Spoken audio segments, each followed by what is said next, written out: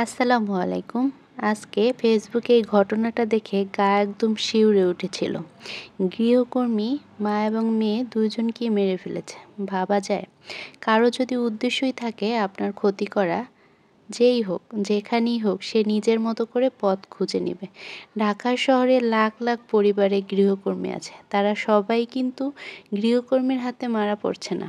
প্রতিদিন news feed scroll করলে চোখে পড়ে স্ত্রী খুন, স্বামীর হাতে, শাশুড়ির নির্যাতনে গৃহবধূ মারা যায়, ভাই ভাইকে হত্যা করে, এমনকি প্রতিবেশীদের হাত থেকেও কচি শিশু রক্ষা পায় না।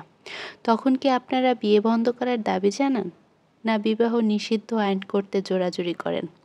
আত্মীয়দের সাথে সম্পর্ক শেষ করতে পরামর্শ দেন, নাকি প্রতিবেশীর সাথে মিশতে নিষেধ করেন? স্ত্রী তো সন্তানকে স্কুলে নিয়ে যাওয়ার পথেও কয়েকদিন আগে নৃশংসভাবে শেষ করে দেওয়া হয়। এখন কি সন্তানকে স্কুলেই পাঠানো যাবে না? ঘরে একা একা চুপচাপ বসে থাকলেই কি আপনি সুস্থ ও নিরাপদ থাকবেন? না।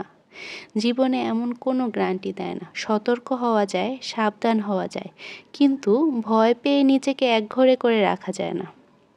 জীবনের প্রয়োজনেই আপনাকে নানান মানুষের সাথে মিশতে হবে, চলতে হবে, কাউকে সাহায্য করতে হবে, কারো কাছ থেকে সাহায্য নিতে হবে। গৃহকর্মী ভদ্রমহিলা শুধুমাত্র নিজের একটু সুবিধার জন্য গৃহকর্মী রেখেছিলেন বলে তার মৃত্যু।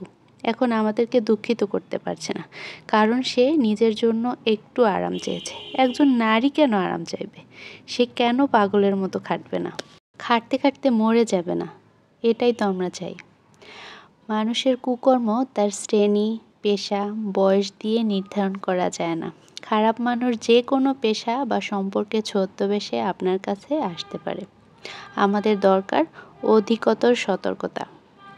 ভয়ঙ্কর অপরাধ হয়েছে, এটাই তো সত্যি। ভালো মানুষ সবার ঘরেই থাকে, আর দানবেরা কিন্তু এই মানুষের ভিড়েই লুকিয়ে থাকে। তো সতর্ক হয়ে আমাদের আসলে চলা উচিত। যে কোনো মানুষ, যে কোনো পেশার, যে কোনো জায়গায় থাকে না কেন, আশেপাশে কি হচ্ছে না হচ্ছে এটা আসলে খেয়াল করে দেখতে হবে। যেমন এই কাজের লোকটা বাসায় যখন ছিল, তখন এই মহিলা হয়তো অনেক যত্ন করেছে, আদরও করেছে, খাবারও দিয়েছে, তাই না? আর এই ঘরে থেকেই তার ইনকাম হয়েছে, সেটা দিয়েতে সংসারও চালিয়েছে। কিন্তু কি এমন হয়েছিল যে সে এই মানুষ দুটোকে মেরে ফেললো? এখন তার মুখ থেকে শুনলেই বোঝা যাবে, তাই না? মানে ঘটনাটা শোনার পরে আমার সত্যি এত খারাপ লাগছিল, বারবার নিউজ ফিডেও এটা আসতেছিল। ভাবলাম আপনাদের সাথে স্টোরি আকারে শেয়ার করি। ভিডিওর সাথে এরকম স্টোরি দিলে কেমন লাগে আপনাদের? আপনাদের যদি কোনো গল্প থাকে সেটা আমার সাথে শেয়ার করতে পারেন, আমি সেটা ভিডিওর মধ্যে এভাবেই স্টোরি আকারে বলবো।